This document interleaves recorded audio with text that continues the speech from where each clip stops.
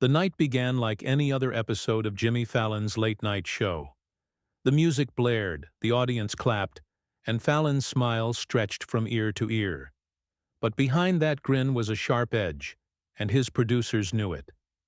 This wasn't just another light-hearted conversation lined with skits and celebrity games. Tonight Clint Eastwood was the guest.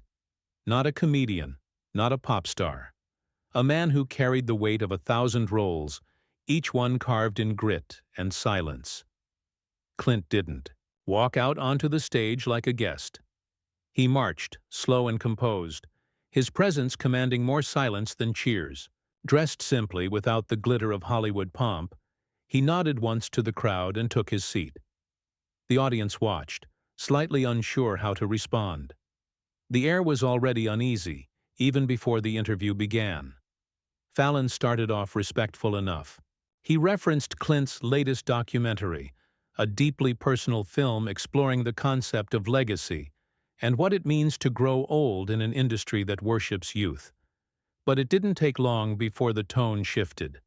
Fallon, ever eager to lighten the mood, began poking at the seriousness of the film. He rolled clips in the background, clips carefully chosen to highlight Clint's slow movements, his long pauses, his aged face under harsh lighting.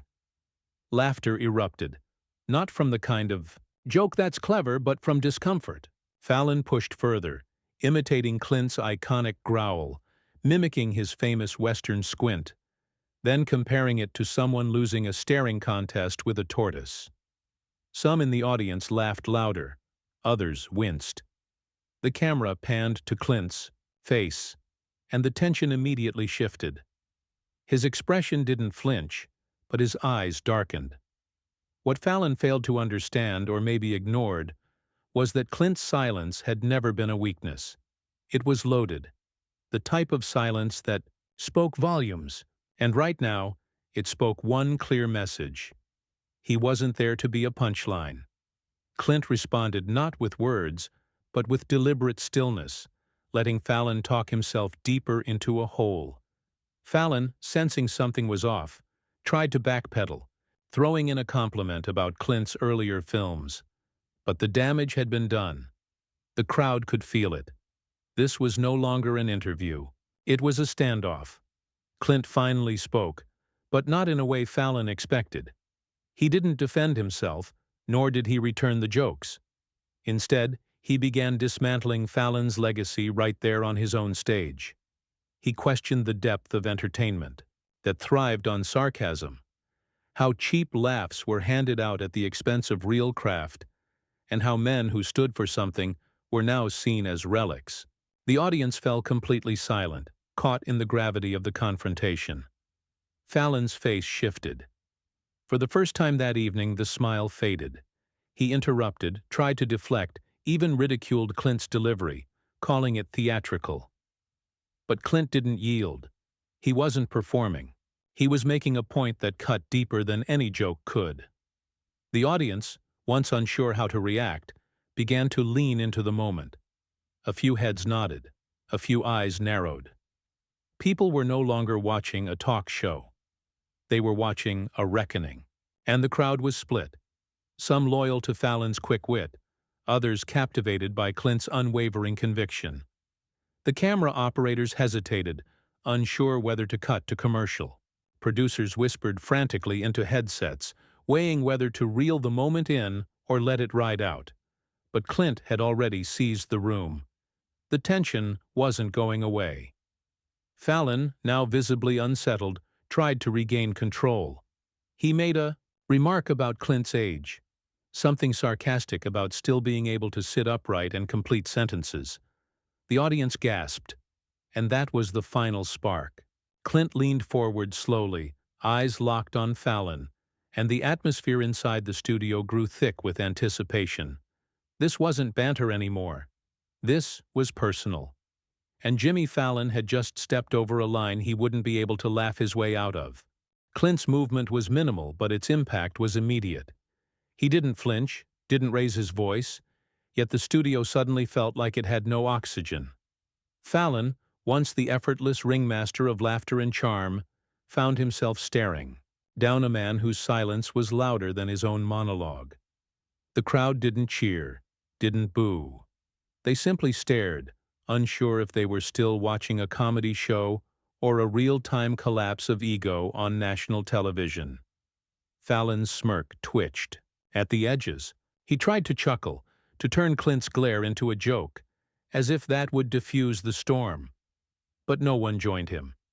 Even the laughter sign on the studio wall, blinking on cue for years, might as well have dimmed itself out of shame.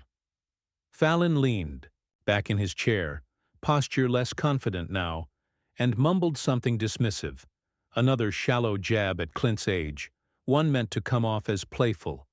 But it landed like a slap. Clint responded.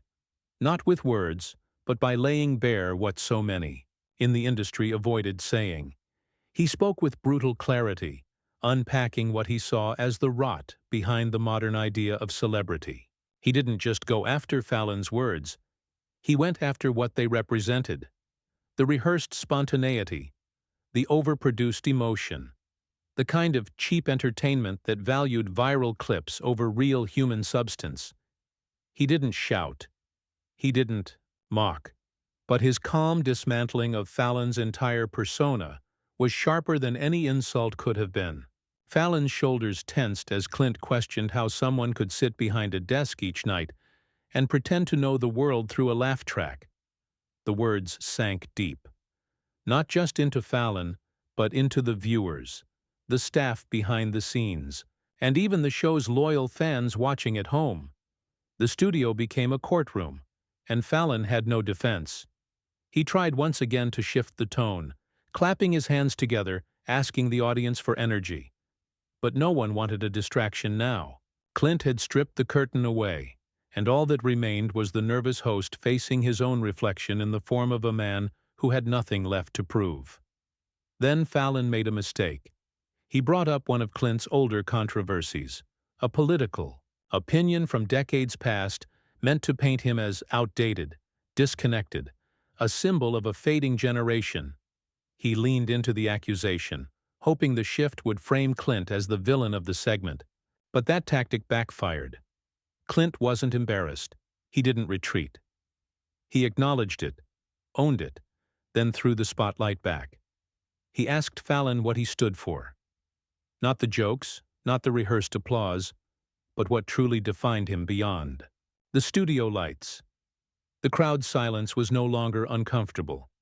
It was reverent. This time Clint's voice did rise. Not in volume, but in weight. Every syllable carried the authority of a man who had endured more than half a century of fame, scrutiny, and expectation. And while Fallon was busy trying to be everything to everyone, Clint was only ever trying to be himself. The words cut through the show's glossy surface like a blade. Fallon's grin was gone. His face was flushed, his jaw clenched, and his fingers tapped nervously against his mug. He began to interrupt, to talk over Clint, to regain his ground through speed if not substance. But it didn't work. Clint didn't stop, and the audience didn't want him to. At this point, the studio crew was rattled. One stage manager moved toward the curtain, ready to signal a forced commercial break, but the director waved him off. They knew something was happening here that no network executive could script. Ratings gold, maybe. A disaster, possibly. But whatever it was real. Fallon finally snapped. He slammed his hand on the desk and pushed back, no longer trying to veil his frustration. His voice turned sharp, sarcastic, nearly aggressive. He accused Clint of coming onto the show just to lecture, to stir up drama, to seek relevance in an era that had passed him by. The accusation echoed through the room like a bullet in a church. But Clint didn't flinch. He leaned back in his chair, arms crossed, a smirk slowly creeping across his face. Not of amusement, but of certainty. He had weathered storms far worse than Fallon's tantrum, and he knew the moment had shifted entirely in his favor. The audience began to murmur. Some booed, some clapped. Others simply stared, transfixed by a confrontation that had shed every layer of pretense, This wasn't about politics or movies or jokes anymore. It was about two men, one built by legacy, the other by spotlight, standing on opposite sides of a battlefield that neither had expected to cross. And Clint Eastwood, the aging titan, wasn't retreating. He was just getting started. Fallon's anger had reached its boiling point, and his words lost the polish of performance. They became jabs, impulsive and clumsy, stripped of timing or charm. He accused Clint of trying to hijack the show, of turning what was meant to be lighthearted into something confrontational and divisive. His tone was no longer laced with satire, but coated in resentment. The crowd could hear it. More importantly, they could feel it. Fallon wasn't playing anymore. He was unraveling, but Clint didn't move an inch. His face stayed steady, his hands calm in his lap. He didn't need to raise his voice or match Fallon's fury. That was the beauty of his presence. It wasn't about shouting louder. It was about standing taller when things turned hostile. And right now, he was towering. What Clint did next took the room by surprise. He called out the hollowness of late-night culture, but not in broad strokes. He pointed directly at Fallon's trajectory, how his platform had shifted from spontaneity to safe pandering, how his interviews danced around substance in fear of offending anyone. Clint argued that Fallon represented a generation of entertainers more focused on being liked than being honest. Fallon tried to push back, raising his hand trying to regain control of the narrative. But the audience was no longer on his side.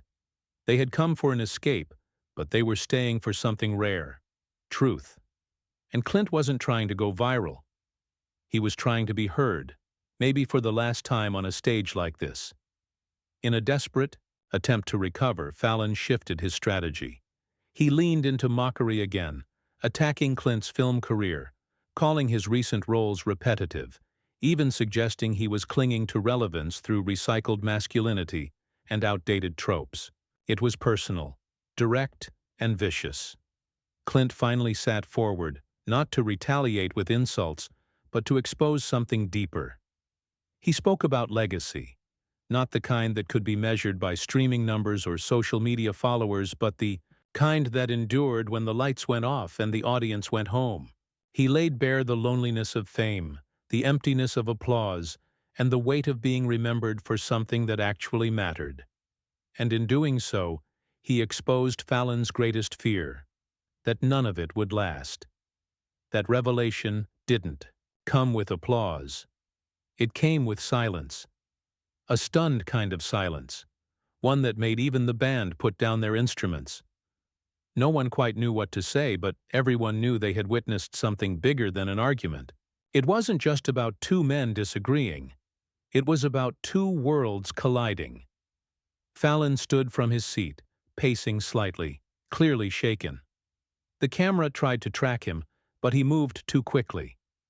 He glanced toward the producers, gesturing for a break, but they shook their heads.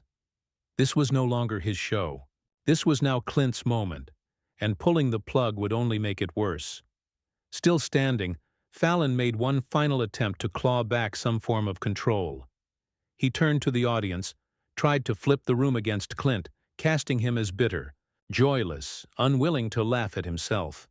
But Clint didn't take the bait. Instead, he addressed the crowd directly. Not with anger, but with clarity.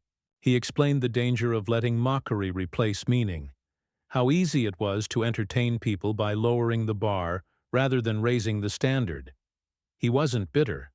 He was exhausted. Not from age, but from watching an industry he once believed in become something unrecognizable. That moment cracked Fallon's composure completely. The confident host was gone. What stood there now was a man exposed, thin-skinned, ego-bruised, and visibly uncertain about the pedestal he had been standing on for years, and the audience saw it. Some people clapped softly at first, then louder. They weren't just applauding Clint, they were applauding the return of authenticity. Clint stood now, slowly and without drama. He didn't need a mic drop or a final punchline. He simply looked at Fallon, no malice in his eyes, just disappointment, and turned his back on the host's desk, walking toward the edge of the stage. He stopped for a moment to face the crowd, gave a single nod, and exited. The silence that followed wasn't empty. It was full of weight, of tension, of realization. Fallon sat down slowly, the grin permanently wiped from his face, and for the first time in a long time, he had nothing to say. As Clint disappeared behind the curtain, the studio didn't move. No exit applause, no cues, no relief. Just stillness. It wasn't the kind of silence that begged to be filled. It was the kind that echoed in the bones, the kind that held a mirror up to everyone in the room. Fallon sat hunched over his desk, his fingers curled around the edge like he was gripping onto the last shred of control. For years he had steered this ship with charm, quick wit, and the safety net of irony. But tonight, all of that collapsed under the weight of something real. Not a viral segment, not a cleverly scripted moment. Just raw, unforgiving truth delivered by a man too old to care about the cost. The producers scrambled behind the scenes, debating whether to cut to commercial or end the show early. Fallon waved them off with a tired hand. He wasn't going to run. Not yet. He looked into the camera, eyes glossed over with a mix of frustration and something else, something almost like regret. He tried to speak, but the words that came out were hollow, like a man trying to pretend he hadn't just lost a part of himself in front of millions. The audience didn't boo. They didn't cheer. They watched, waiting to see if he would rise or crumble. But Fallon didn't apologize. He didn't thank Clint for his time. He simply moved on, like nothing had happened. He introduced the next guest, a young actress promoting a light romantic film, and tried to smile. She came out hesitantly, her heels clicking nervously across the stage, fully aware that she was stepping into a space that had just been scorched. Their exchange was polite, mechanical. Fallon laughed a little too loudly. She laughed a little too softly. The audience clapped, but it felt forced. No one was really present anymore. They were still back in the moment when the show stopped being a show and became a reckoning. After the taping ended, crew members avoided eye contact with Fallon. Some whispered. Some avoided whispering at all. The air was thick, as if the entire studio had aged 20 years in an hour. Fallon disappeared into his dressing room without a word. Meanwhile, Clint didn't head straight for the exit. He lingered outside, standing near the studio wall where the city lights cast long shadows. A few crew members approached him, not to apologize, but to thank him. Not loudly, not for show. Just a quiet acknowledgement that something honest had happened in a space designed to avoid it. News of the confrontation spread fast. By morning, the headlines weren't about Clint being furious. They were about Jimmy Fallon losing control. Clips flooded social media, but none were edited for humor. They were raw, unfiltered, and people weren't laughing. They were watching, over and over, parsing Clint's words, his stillness, the way he dismantled an empire without raising his voice.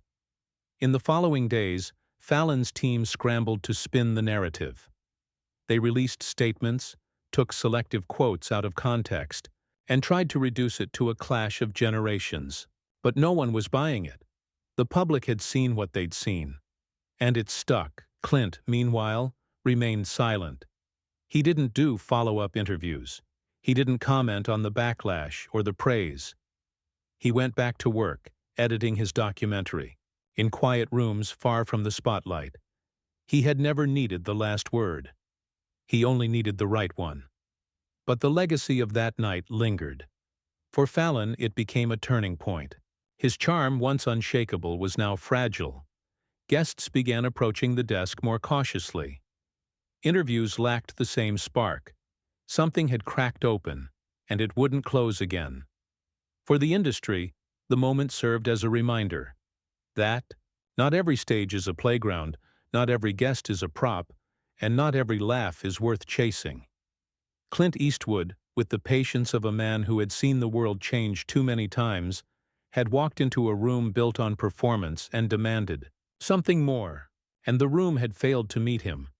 And for those watching, it was unforgettable. A moment when a man past the age of games stood his ground, refused to be mocked, and reminded everyone that respect, once lost, cannot be summoned by applause. Was the night Jimmy Fallon mocked Clint Eastwood and ended up facing something far worse than anger. He faced the truth.